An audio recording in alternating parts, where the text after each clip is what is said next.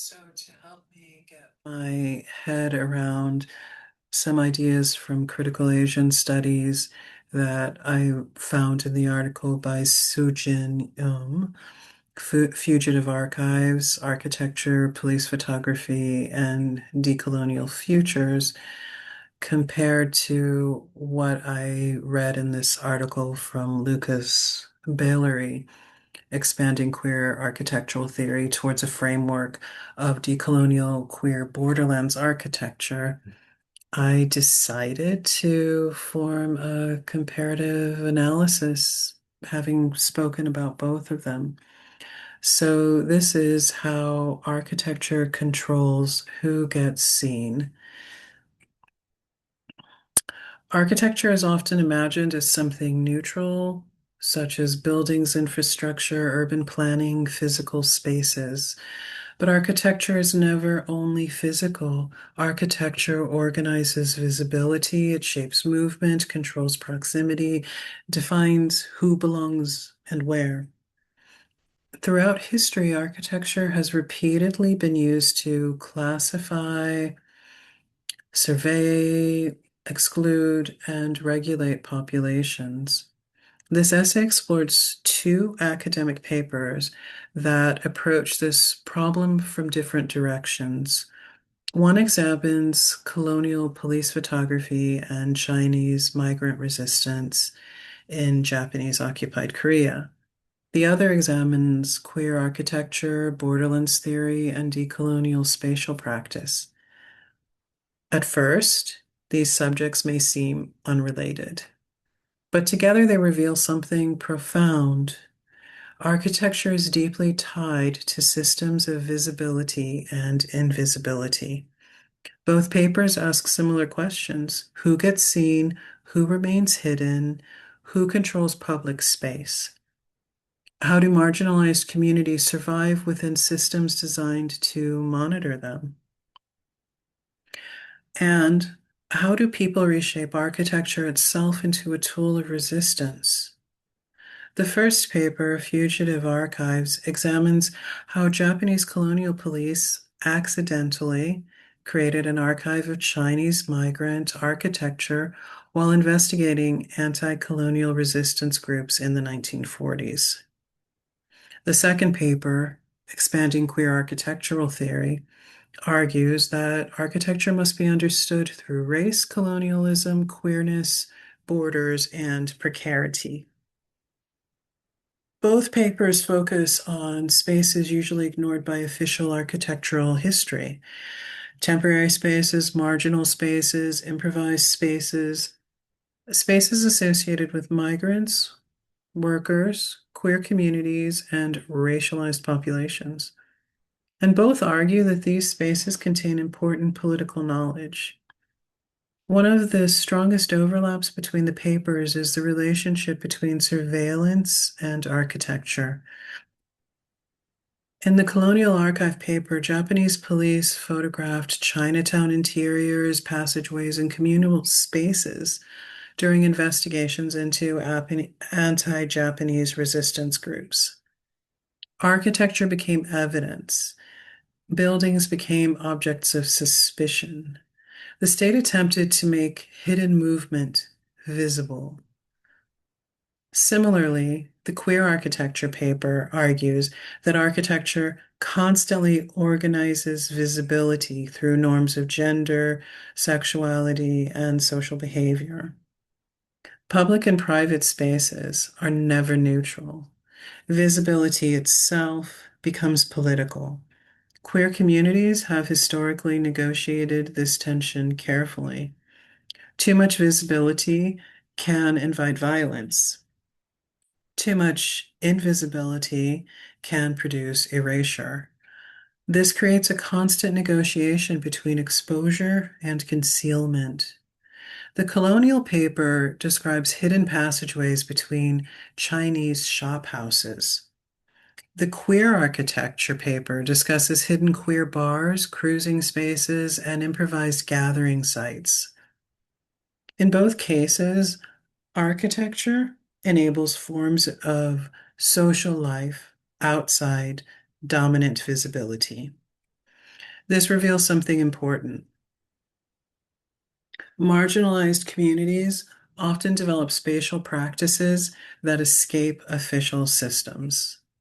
The hidden corridor, the temporary gathering, coded aesthetic, the improvised shelter, these spaces are not accidental. These spaces emerge because dominant systems frequently make survival difficult. Another shared theme is fugitivity. The colonial paper explicitly discusses fugitive archives, histories that evade official preservation, memories that survive indirectly, rumors, photographs, architectural traces. The queer architecture paper similarly emphasizes ephemerality. Many queer spaces disappear quickly. Some leave almost no archival trace. And because architecture traditionally privileges permanence, these histories are often excluded. This creates a larger problem. Official history tends to preserve dominant institutions, states, governments, monuments, formal architecture. Meanwhile, the spaces of migrants, queer people, workers, and racialized populations frequently disappear. Both papers challenge this imbalance. They argue that marginal spaces deserve intellectual attention. These papers also share an interest in architecture as a living social process rather than static design, something which is important to my work, process over static visibility.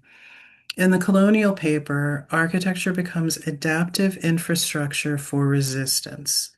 Shared kitchens, back corridors, communal lodging, movement routes. The buildings themselves facilitated political organization. In the queer architecture paper, architecture becomes relational and embodied. Architecture exists through care networks, digital interaction, temporary performance spaces, improvised gathering sites. The built environment is constantly being reshaped through social practice.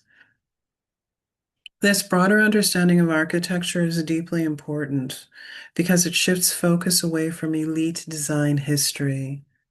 Architecture is no longer about famous architects or monumental buildings. It becomes about everyday life, how people survive, how they move, how they gather, how they protect one another. Another striking overlap is the role of colonial categorization. The Colonial Archive paper discusses how Japanese authorities classified Chinese migrants through photography, ethnography, and surveillance. Migrants became objects of knowledge production. The queer architecture paper similarly critiques how architecture reproduces norms around race, gender, sexuality, and citizenship. In both cases, systems of power attempt to organize populations spatially. Colonialism always involves spatial control. Borders, housing, urban segregation, surveillance, policing, documentation. Architecture becomes one of the mechanisms through which power operates, but the papers also insist that people resist these systems spatially.